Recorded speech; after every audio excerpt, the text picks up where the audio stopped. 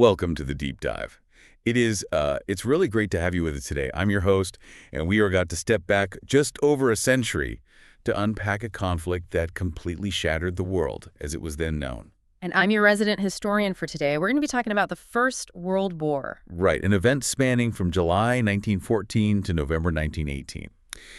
And to set the stage for you right out of the gate, I want to start with a number that is, it's almost impossible to fully comprehend. 70 million. It's a staggering figure. It really is. The historical records show that nearly 70 million personnel were mobilized into this massive global conflict.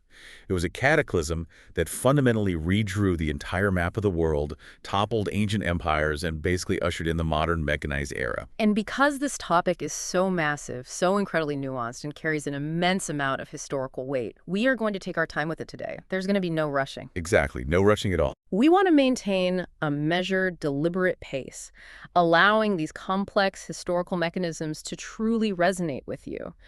Our objective today isn't just to recite a timeline of battles. We are here to unpack the deeply intertwined causes, the shocking escalations, and, the profound human tragedy of this era-defining conflict. We really want to understand the underlying why. Why did the entire globe seemingly walk off a cliff in the summer of 1914? To understand that, we have to look at the massive geopolitical and economic machinery operating beneath the surface. We need to look at the logistical timetables, the diplomatic blunders, and the rigid alliance systems that turned a single localized assassination into a global catastrophe. And as we go on this unhurried exploration through the historical data, you're going to hear some details that might fundamentally change how you view this era. We've got a lot to cover. We do. We are going to dig into the cynical mechanics of secret alliances, intercepted telegrams inviting foreign invasions of the continental United States, the horrifying reality of industrial trench warfare, a deadly flu pandemic that ultimately eclipsed the war's staggering death toll, and, believe it or not, a brief, miraculous moment of shared humanity involving a football match in the freezing mud of a war zone. It's a lot to take in, but looking at the geopolitical landscape of Europe right before the outbreak of the war, the continent was essentially a giant powder keg. Right, it was a landscape where centuries of historical skirmishes had finally consolidated power into a few sprawling, heavily armed empires. We were looking at Great Britain, France, Italy, the German Empire, the Austro-Hungarian Empire, the Ottoman Empire, and the Russian Empire. And it is vital to recognize that the diplomatic reality of this era was defined by a pervasive, systemic paranoia. The borders of Europe were rigid, heavily fortified, and fiercely contested. But the most severe frictions were actually concentrated between three primary powers: Britain, France, and Germany. Exactly. And to understand why these three were on a collision course, we have to look past the political rhetoric and focus on the economics. This was the peak of the Second Industrial Revolution. And the sheer scale of that industrialization is just, it's staggering. When you look at the production numbers from the late 19th and early 20th centuries, according to research, Germany was industrializing at a breakneck, almost terrifying pace. They really were. They were just participating in the Industrial Revolution. They were beginning to completely dominate it. You have massive conglomerates like the Krupp Steelworks in the Ruhr Valley, churning out unheard-of tonnages of steel and coal. Germany is producing the first automobiles, dominating the chemical industries, and aggressively expanding its manufacturing base. But that explosive growth created a massive vulnerability. How so? Well, to keep those massive steel mills and factories running, Germany needed raw materials, materials that their own European lands simply could not provide in sufficient quantities. And once they manufactured those goods, they needed new markets to sell them to. Ah, I see. This is where the colonial land grab becomes the primary engine for global tension. Britain and France had a massive head start. They had spent the previous centuries carving up the globe, securing cheap raw materials and captive consumer markets. Right, while Germany, having only unified as a nation in 1871, basically arrived late to the imperial game. Precisely. The scramble for Africa is the perfect tragic example of this dynamic. By the time of the Berlin Conference in the 1880s, you have these European powers literally drawing arbitrary lines across a vast continent filled with indigenous populations, completely ignoring ethnic or geographical realities. Just carving it up on a map. Exactly. The historical archives paint a vivid picture of this competition.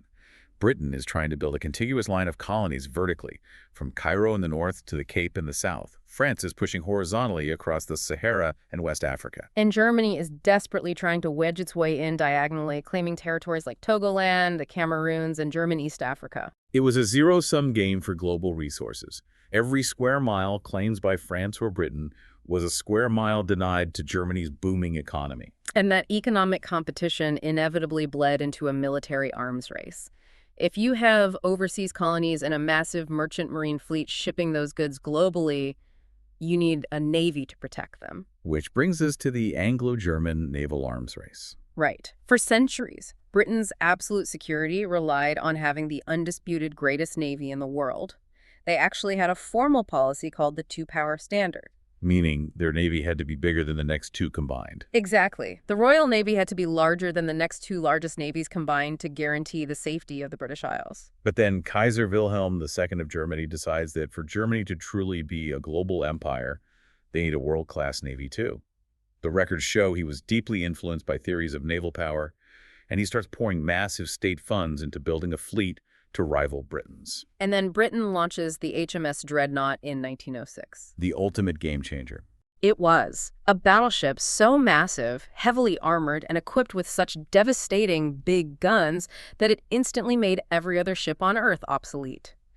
But it didn't end the arms race. It just reset the scoreboard to zero. Germany immediately started building its own dreadnoughts. The psychological impact of that naval race on Britain cannot be overstated. Germany was building this massive fleet not to protect far-flung colonies. I mean, they didn't have enough to justify a fleet that size, but they were building it right in the North Sea. Pointing directly at the British Isles. Exactly. Britain viewed this as an existential threat. It forced Britain out of its traditional policy of splendid isolation and pushed them into seeking allies on the continent. Meanwhile, Germany was looking east for economic expansion, specifically targeting the crumbling Ottoman Empire. That eastern expansion is fascinating, especially the Berlin-Baghdad Railway project. Yeah, I was reading through the diplomatic cables from the early 1900s during my research, and Germany was financing this massive infrastructure project designed to run all the way from Berlin through the Austro-Hungarian Empire, down through the Ottoman Empire, and straight into the Middle East. The ultimate prize at the end of that track being the newly discovered, incredibly lucrative oil fields in Mesopotamia. It was a brilliant geopolitical maneuver. A railway would allow Germany to completely bypass the British-controlled Suez Canal and the Royal Navy altogether. They could move troops and extract oil entirely overland. But predictably, Britain watched this railway project with absolute alarm. Britain's navy was beginning the transition from coal to oil power, meaning they desperately coveted that Middle Eastern oil as well. Okay, let's unpack this. So you have this incredibly tense environment. The major powers are aggressively expanding, building massive fleets, and eyeing the exact same resources. It's essentially a system of geopolitical, mutually assured destruction long before nuclear weapons existed. And how do empires protect themselves in a situation like this? They build alliances. They try to lock in friends to deter their enemies. But the alliance system they built didn't act as a deterrent. It acted as a straitjacket. The architecture of these alliances is truly staggering. Originally, the brilliant German Chancellor Otto von Bismarck had constructed a delicate, complex web of treaties specifically designed to keep France isolated. Because France had been deeply humiliated by Germany in the Franco-Prussian War of 1871. Right, losing the border region of Alsace-Lorraine. Bismarck knew France would eventually want revenge, so he worked tirelessly to ensure France had no friends. He formed the Triple Alliance with the Austro-Hungarian Empire and Italy, and he maintained a separate neutrality pact with the Russian Empire. But when a young, aggressive Kaiser Wilhelm took power, he fired Bismarck and let that crucial treaty with Russia expire. And the geopolitical fallout was immediate. The historical data shows that France, desperate and terrified of Germany's growing industrial might, saw an opening. They immediately reached out to Russia. Now, logically, this alliance makes zero sense. None at all on paper. You have France, the most liberal democratic republic in Europe, allying itself with the Russian Empire, the most autocratic, conservative, absolute monarchy in the world. Ideologically, they had absolutely nothing in common, but strategically, they were a perfect match. By forming the Franco-Russian alliance, they achieved exactly what Germany feared most: the threat of a two-front war. If Germany attacked either of them, they would squeeze Germany from the west and the east simultaneously. Exactly. Germany, feeling entirely encircled, doubled down on its commitment to the Austro-Hungarian Empire. And we really have to look at Italy's role in this web, because it highlights just how cynical these treaties actually were. Italy was officially part of the Triple Alliance with Germany and Austro-Hungary, but looking at the back-channel diplomacy, it is a masterclass in double dealing. It really is. Italy's primary motivation for joining Germany was as a counterbalance against French influence in North Africa. However, Italy's borders with its own ally, Austro-Hungary, were highly contested. There were massive populations of ethnic Italians living within the Austro-Hungarian Empire. It was essentially a diplomatic marriage of convenience, built on profound mistrust. What's fascinating here is how these secret pacts created a system where a single localized conflict would legally drag everyone in. While publicly allied with Berlin and Vienna, the Italian government secretly approached France. They made a quiet, totally contradictory pact. Yes, promising that if Germany ever aggressively attacked France, Italy would simply sit the war out and remain neutral. They were playing a dangerous hedging game, shifting their allegiances based on whichever territorial dispute felt more pressing at the moment. So if we zoom out and look at the map of Europe in the summer of 1914, the framework for global destruction is perfectly in place. Every major power is tethered to several others through public treaties and completely contradictory backdoor promises. It was a diplomatic doomsday machine. If a conflict broke out anywhere, it legally and mechanically could not stay local. The dominoes were lined up. And the spark that finally knocked them over came from one of the most volatile regions on the map. The Balkans. Right, the Balkans. They were known as the sick man of Europe, primarily because the region had been dominated for centuries by the Ottoman Empire, which was now in a state of rapid terminal decline. As the Ottomans lost their grip, various ethnic and nationalist groups in the region were demanding autonomy. And the Russian Empire, styling itself as the protector of all Slavic people, actively supported these nationalist rebellions, looking to expand its own warm water access and geopolitical influence. Out of this fracturing empire emerged a relatively small, newly independent nation, Serbia. Serbia was intensely nationalistic and deeply ambitious. They wanted to unite all the South Slavic peoples into a single state. But they had a massive obstacle. The Austro-Hungarian Empire, seeing the Ottomans retreating, swooped in and officially annexed a territory called Bosnia.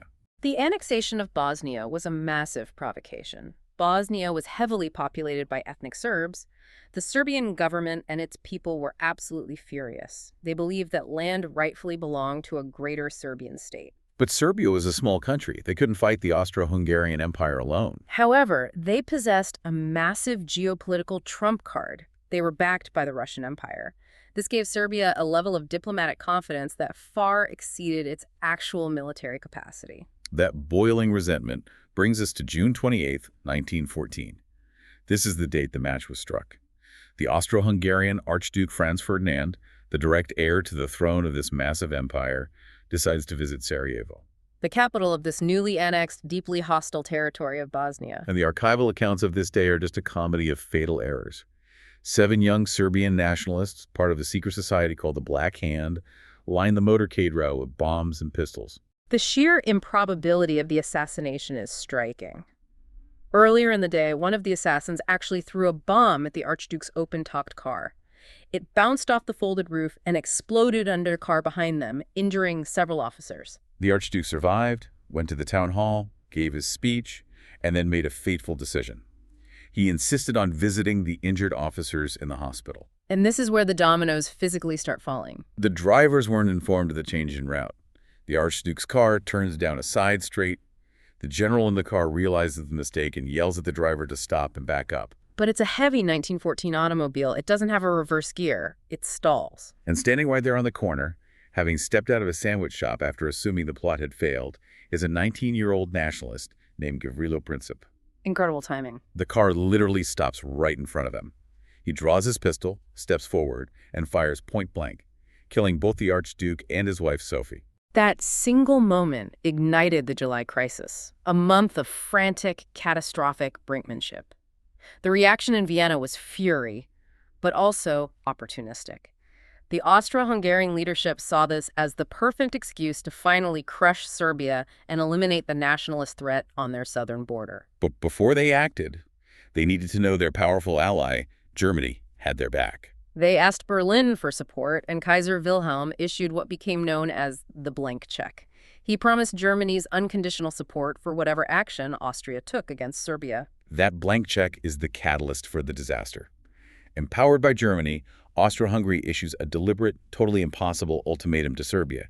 They demand the right to send their own police into Serbia to conduct the investigation and suppress subversive movements. Essentially demanding Serbia surrender its national sovereignty. Right. Serbia, knowing Russia is standing right behind them, accepts almost all the terms but refuses that single point.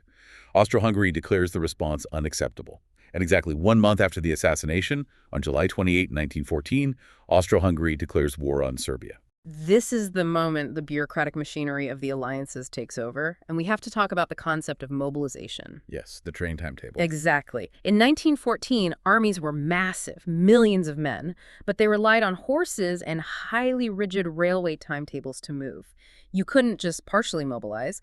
Once you gave the order, trains had to run on exact schedules. Mobilization essentially meant war. Because Austro-Hungary attacked Serbia, Tsar Nicholas II of Russia orders the mobilization of the massive Russian army to protect them. I want you to imagine the dominoes falling in real time here. It's terrifyingly fast. And because Russia mobilizes, Germany is instantly plunged into a panic. This is their ultimate nightmare, the two-front war. They know that if Russia attacks on the east, France, Russia's ally, will attack from the west. Germany believed they couldn't wait around for diplomacy. They had a very specific, rigid military strategy mapped out years in advance called the Schlieffen Plan. Which was basically a race against the clock. Completely. The German general staff calculated that the massive Russian army, due to its lack of modern railways and vast distances, would take exactly 6 weeks to fully mobilize and reach the German border. Therefore, the plan dictated that Germany must immediately throw almost its entire military weight to the west, knock France out of the war within that 6-week window, and then quickly load the army onto trains and send them east to fight the Russians. It was a plan based entirely on a stopwatch. But there was a massive geographical problem. The direct border between France and Germany was incredibly mountainous and heavily fortified with French artillery. A direct assault would take way too long. To meet the 6-week deadline, the German army had to bypass those defenses entirely. And the only way to do that was to march millions of men through the relatively flat, undefended plains to the north. But that path went straight through a completely separate, sovereign country. Belgium. Belgium was strictly neutral. Its neutrality was guaranteed by a decades-old treaty signed by all the major powers, including Great Britain. When Germany demanded passage through Belgium, the Belgians refused. The Germans invaded anyway, arguing it was a matter of absolute military necessity. But that violation of Belgian neutrality was the tripwire for the British Empire. Britain issued an ultimatum demanding Germany withdraw. When the deadline passed in silence, Great Britain declared war on Germany. Within a matter of days, the entire continent was engulfed. It is breathtaking how quickly a localized political assassination spiraled into a catastrophic global conflict.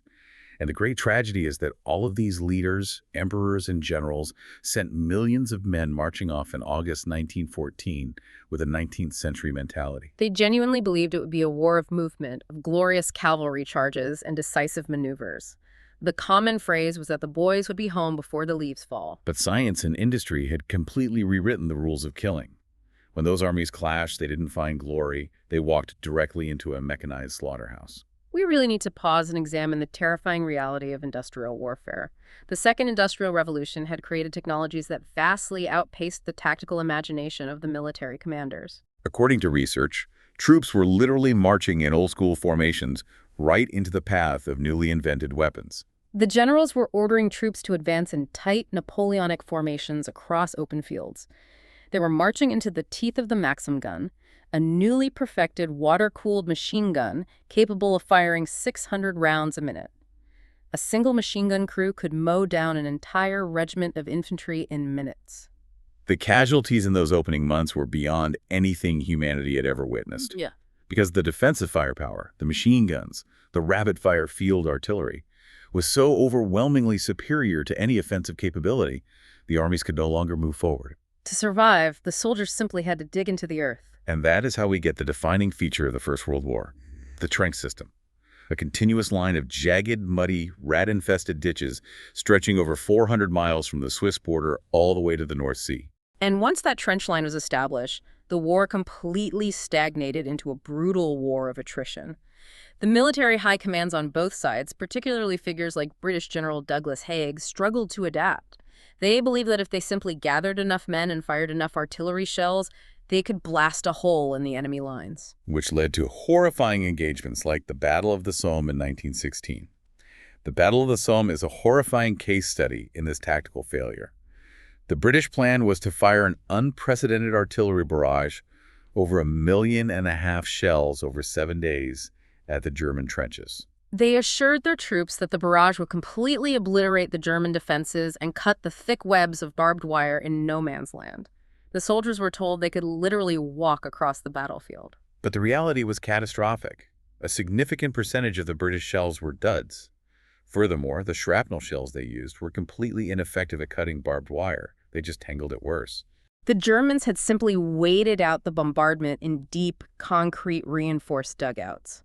When the barrage lifted, the Germans rushed their machine guns back to the surface. As the British infantry walked slowly across the cratered landscape, they were systematically slaughtered.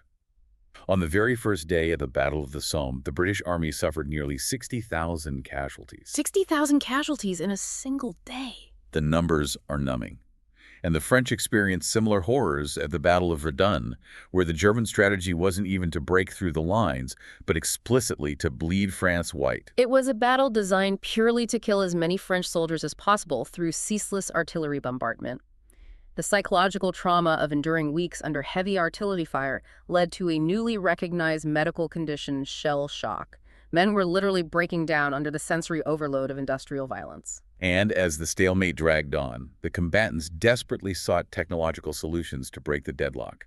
This desperation gave birth to entirely new, horrifying weapons. We saw the deployment of chemical weapons. First, chlorine gas, which physically drowned men by filling their lungs with fluid, and later mustard gas, which caused severe blistering and blindness. It fundamentally altered the psychology of the soldiers, forcing them to fight, sleep, and eat while wearing claustrophobic primitive gas masks. We also saw the debut of the tank. The British introduced these massive, lumbering, diamond-shaped iron boxes at the Somme, hoping they could crush the barbed wire and cross the trenches while deflecting machine gun fire. They were mechanically unreliable and terrifyingly hot and loud for the crews inside, but they represented the absolute cutting edge of military engineering. And perhaps most significantly, for the first time in human history, the battlefield expanded upward into the sky. The evolution of aerial combat during these 4 years is staggering. At the start of the war in 1914, airplanes were flimsy, unarmed canvas and wood contraptions used strictly for reconnaissance. By 1918, you had heavily armed fighter squadrons dogfighting at thousands of feet, utilizing synchronized machine guns that fired precisely through the spinning propeller blades. But the terror from the sky wasn't just on the battlefield. I was looking at the accounts of the German Zeppelin raids. Germany deployed these massive, silent, hydrogen-filled airships across the English Channel to strategically bomb British cities. The historical data notes they bombed London 50 separate times. Imagine the psychological terror for a civilian population. You're walking down the street at night, and suddenly explosives are raining down from an enormous floating leviathan hidden in the clouds. It brought the front lines directly into the homes of civilians. That civilian terror connects perfectly to the broader economic concept of total war. Huh. We have to clearly define what total war actually meant for the populations involved. If you lived back then, you wouldn't be farming. You'd be in a factory making bullets. Exactly. The scale of the munitions required, the millions of artillery shells fired every single week, meant that the normal free market economy ceased to exist. Governments took total control of heavy industry. If you were a civilian, your life was fundamentally reorganized. The factories were emptied of young men sent to the meat grinder of the trenches, so millions of women entered the heavy industrial workforce for the first time, manufacturing the high explosives and assembling the artillery shells. The financial cost was so astronomical that governments completely abandoned the gold standard, printing massive amounts of fiat currency to pay for the war, which triggered massive inflation. Strict rationing of food, coal, and basic goods became a daily reality. The state demanded 100% of a nation's output. And because the domestic agricultural workforce was either drafted or moved to munitions factories, these European empires became desperately reliant on their overseas colonies and global trade just to keep their populations from starving. Food and vital raw materials had to be shipped across the oceans to sustain the war machine. It was an incredibly fragile supply chain, and the combatants knew it. This brings us to the war beneath the waves. While the British possessed the grandest surface navy in the world, the Grand Fleet, they largely kept it anchored, using it as a fleet in being to enforce a massive, suffocating blockade of the German coastline. Germany, unable to defeat the British surface fleet in a conventional shootout, as proven by the indecisive Battle of Jutland, turned to an asymmetric weapon, the U-boat submarine. The U-boat campaign fundamentally changed the ethics of naval warfare. Traditionally, naval conflicts operated under prize rules, meaning a warship had to surface, warn an unarmed merchant vessel, and allow the crew to evacuate before sinking the ship. But a submarine is incredibly fragile on the surface. If it surfaces to give a warning, a merchant ship with a single depth gun could easily destroy it. So Germany resorted to unrestricted submarine warfare, firing torpedoes from complete submersion without warning, deliberately targeting the civilian supply chain feeding Britain. Since neither side could budge an inch in the mud of Western Europe, they had to look elsewhere to break the stalemate. And that's exactly why the fighting bled outwards, pulling the rest of the world onto the global chessboard. Let's look at how the British tried to find a backdoor to victory, specifically by drawing the Middle East into the fire. The expansion of the war into the Middle East was a direct consequence of the tactical deadlock in France and Belgium. The Ottoman Empire, feeling threatened by Russia and heavily courted by German investment, officially joined the Central Powers. This created a massive strategic headache for Great Britain. Suddenly, the Suez Canal, the vital artery connecting Britain to its empire in India, was directly threatened. And beyond the canal, there was the oil. Britain had fully committed its modern navy to oil power, and the southern regions of the Ottoman Empire held vast, newly discovered reserves. So Britain launches a massive counteroffensive in the Middle East. They tried a direct naval assault on the Dardanelles Strait at Gallipoli, a plan heavily pushed by a young Winston Churchill, which turned into a horrific, months-long disaster heavily involving Australian and New Zealand forces. When the direct assault failed, Britain pivoted to a strategy of espionage, subversion, and massive diplomatic deceit. The diplomatic maneuvering by Britain in the Middle East is truly staggering in its cynicism. They realized that fighting the Ottoman army head-on across vast deserts was too costly, so they sought to destroy the Ottoman Empire from the inside out. British intelligence agents, most famously T.E. Lawrence, or Lawrence of Arabia, were sent into the desert to make a profound promise to the Arab leaders. They told the Arabs, if you rise up and revolt against your Ottoman rulers, the British Empire will guarantee you a unified, independent Arab state after the war. And the Arab revolt was incredibly successful. They utilized brilliant guerrilla warfare tactics, blowing up the very Hejaz railway lines the Germans had helped build, tying down tens of thousands of Ottoman troops. But while the Arabs are fighting and bleeding for this promised independence, British and French diplomats are sitting in a quiet room in London, executing an entirely different, highly secret plan. Looking at the archives, this is the infamous Sykes-Picot Agreement of 1916. The Sykes-Picot Agreement is the definition of imperial double-dealing. While promising the Arabs freedom, the British and French secretly took a map of the Middle East and drew literal lines across it with a ruler. They agreed that once the Ottoman Empire collapsed, France would take direct control of the northern territories, modern-day Syria and Lebanon, and Britain would take control of the southern territories, modern-day Iraq and Jordan, securing their access to the oil and the Persian Gulf. They were carving up lands they hadn't even conquered yet, completely betraying the allies fighting for them on the ground. The level of duplicity is breathtaking. And it wasn't just the Middle East being dragged in. While the British are making secret maps, Italy officially enters the war. But as we touched on earlier, they completely shocked Germany by dropping their neutrality and attacking their former ally, Austro-Hungary. The fighting in the Alps between Italy and Austro-Hungary was some of the most grueling, freezing, high-altitude combat of the entire war.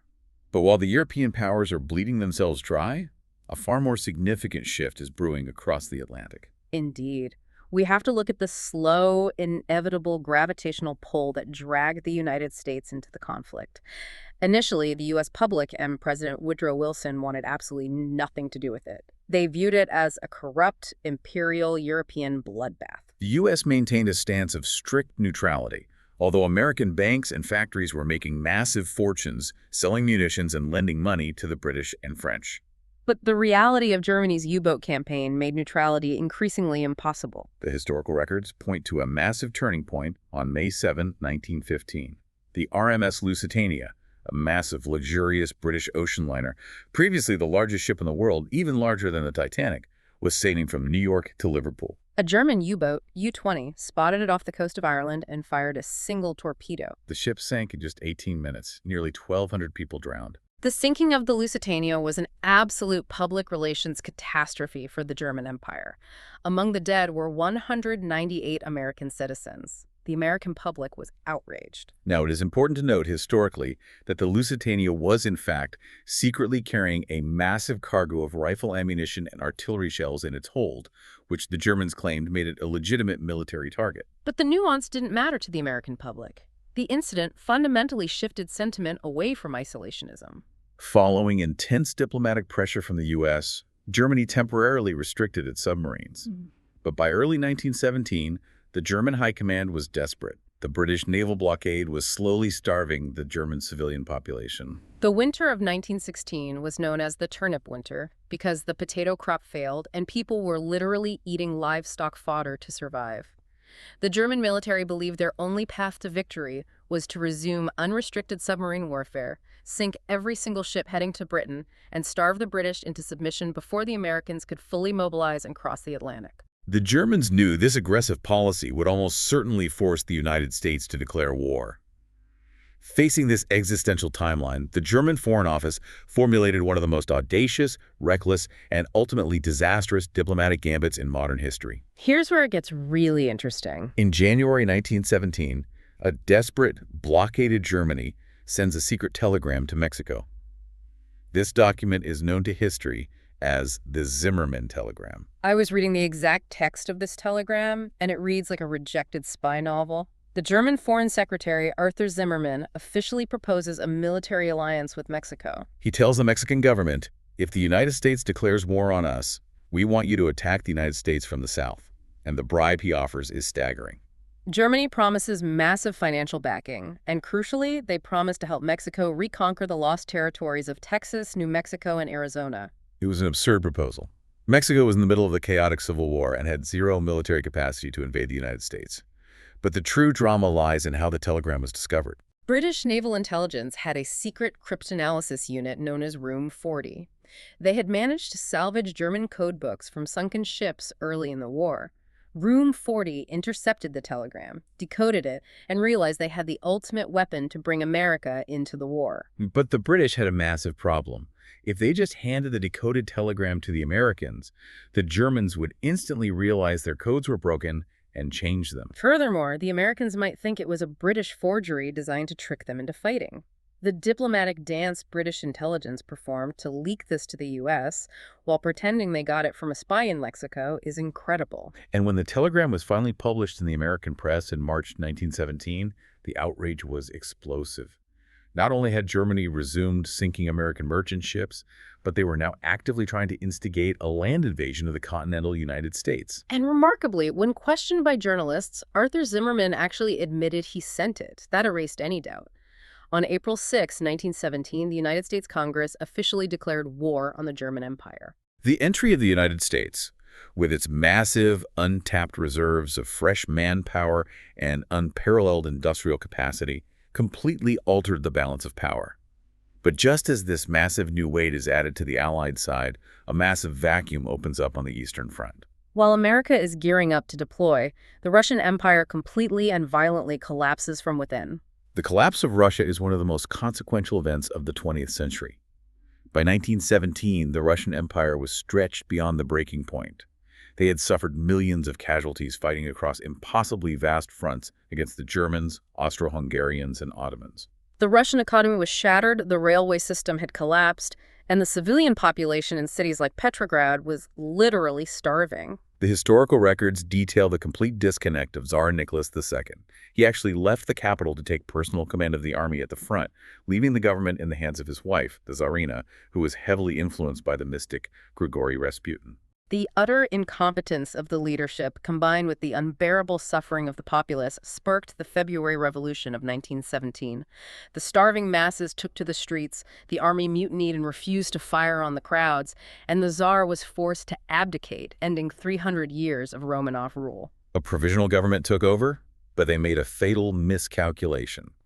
Out of a sense of obligation to their French and British allies, they decided to keep Russia in the war. The suffering at the front and in the cities continued unabated. This created the perfect environment for a second, more radical revolution. The Germans, sensing an opportunity to knock Russia out entirely, actually provided a sealed train to transport a radical communist exile named Vladimir Lenin from Switzerland back to Russia, hoping he would destabilize the government. And it worked flawlessly. In October 1917, Lenin and his Bolshevik faction launched a second revolution, completely overthrowing the provisional government and establishing Soviet Russia. Lenin's primary platform was peace, land, and bread. Knowing the army was completely broken, the new Soviet government made the immediate, ruthless decision to pull Russia out of the First World War. They signed the Treaty of Brest-Litovsk with Germany, surrendering massive, resource-rich territories in Eastern Europe just to secure peace. However, withdrawing from the global war did not bring peace to the Russian people. The country immediately plunged into a horrific, multi-year internal civil war between the Communist Red Army and a fractured coalition of anti-communist white forces. Russia essentially consumed itself in ideological violence, disappearing entirely from the global chessboard of the Great War. So we arrived at a critical juncture of 1918. Russia is out. The United States is coming in, landing 10,000 fresh troops a day in France. Germany knows it has a very narrow window to win the war before the American weight becomes overwhelming. They launch massive, desperate spring offensives, throwing all the troops they freed up from the Russian front at the British and French lines. They break out of the trenches, they advance miles, but they overextend their supply lines and exhaust their troops. And when that German offensive finally stalls, the Allied counterattack, the 100 Days Offensive, shatters the German army. The collapse of the Central Powers happens with stunning speed. It begins on the peripheries. The exhausted Bulgarian army collapses. The Ottoman Empire, hollowed out by the Arab Revolt and British offensives, sues for peace. The Austro-Hungarian Empire, that massive amalgamation of different ethnicities, literally disintegrates from within as various national groups declare independence. Germany finds itself totally isolated. The army is in full retreat. The civilian population is starving due to the unbroken British naval blockade. Recognizing that a military defense is impossible, the German High Command basically hands power back to the civilian politicians and tells them to seek an armistice. And the internal collapse is dramatic. The German Navy is ordered to sail out for a suicidal final battle against the British Grand Fleet, and the sailors simply refuse. The Kiel Mutiny sparks a massive revolution across Germany. Kaiser Wilhelm II is forced to abdicate and flees by train to the Netherlands. With a new, fragile democratic republic established in Berlin, the German delegation meets with the Allied commanders in a railway carriage in the forest of Compiègne. At the 11th hour of the 11th day of the 11th month, November 11th, 1918, the armistice takes effect. The guns finally fall silent across the devastated landscape of Europe. But the silence of the guns was not the end of the conflict's trauma. The victors were determined to extract a staggering price for the 4 years of hell they had endured. That brings us to the Palace of Versailles. Exactly 5 years to the day after the assassination of the Archduke, June 28, 1919, the victorious Allied powers dictated the terms of peace. It wasn't a negotiation. The Germans were handed the treaty and told to sign it. And the terms were designed to completely neuter the German state. Host speaker details a crushing punishment on Germany, assuming full blame, losing 20% of its territory, forfeiting mineral-rich lands, and a massive debt. The most infamous section of the treaty was Article 231, the so-called war guilt clause. This required Germany to legally accept total and sole responsibility for causing the entire war and all the resulting loss and damage. This deeply humiliated the German public. And then there was the financial vengeance. Because Germany accepted blame, they were ordered to pay massive financial reparations to compensate the Allies. The final sum was set at 132 billion gold marks. The archives show that brilliant economists of the time vehemently argued that this number was impossible, that it would completely bankrupt Germany and destabilize the entire European economy. And they were right. To put the sheer scale of that debt into perspective, research notes that the modern German state did not finish paying off the final interest on those bonds until October of 2010. It took nearly a century to clear the ledger. While Germany was being economically gutted, the diplomats in Paris were aggressively redrawing the map of the world. The ancient empires were completely dissolved. Austria-Hungary ceased to exist. In its place, the victors carved out new, fragile nations based roughly on ethnic lines: Austria, Hungary, Czechoslovakia, and Yugoslavia. The Ottoman Empire was dismantled, and its Middle Eastern territories were divided under a mandate system, which is essentially a polite word for colonization. Britain and France took control of modern-day Iraq, Syria, Lebanon, and Palestine, drawing arbitrary borders that completely ignored the ethnic and religious realities on the ground, setting the stage for a century of conflict. The political map was completely unrecognizable, but the true, horrifying cost of the war was human. The demographic impact is staggering. Total military and civilian deaths hit 18 million. The British Empire lost nearly 1 million personnel. France lost 1.7 million. The Russian Empire suffered over 3.3 million dead. Germany lost 2.5 million. The Ottoman Empire lost 3 million. Entire generations of young men across the globe were simply wiped out. The lost generation. And yet, as dark as those battlefield numbers are, research reveals an even darker twist at the end of this narrative. As the war was winding down in 1918, as millions of exhausted, malnourished soldiers were packed into crowded trains and ships to finally return to their homes across the globe, they brought something with them. A devastatingly lethal strain of the H1N1 influenza virus. The Spanish flu. The Spanish flu pandemic. Because the global populations were so physically weakened by 4 years of rationing and stress, and because troops were moving constantly, the virus spread like wildfire. The irony of the name Spanish flu is fascinating. Spain was neutral during the war and didn't censor its press, so when the flu hit Madrid, the newspapers reported on it freely.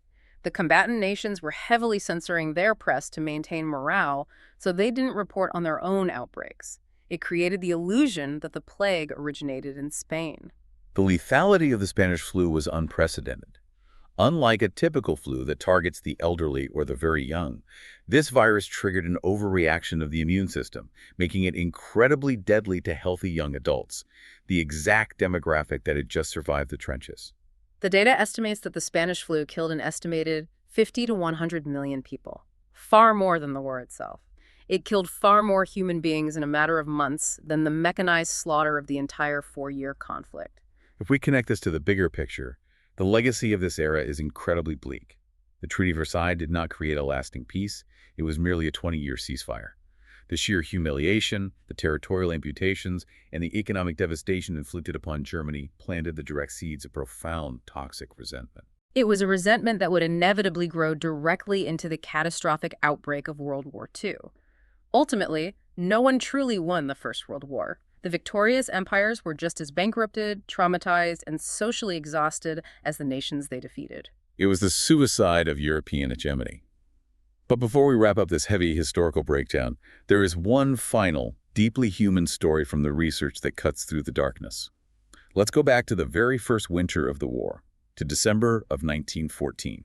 By December 1914, just months into the war, the horrifying reality of the trench stalemate in Flanders has already set in. It is the dead of winter, it is freezing cold, the soldiers on both sides are dying of the cold in the trenches. As Christmas approaches, the Pope begs for a holiday ceasefire, just to allow the men to observe the holy day in peace. Predictably, the governments of Britain and France and Germany flatly refuse. They ordered their officers to maintain strict discipline.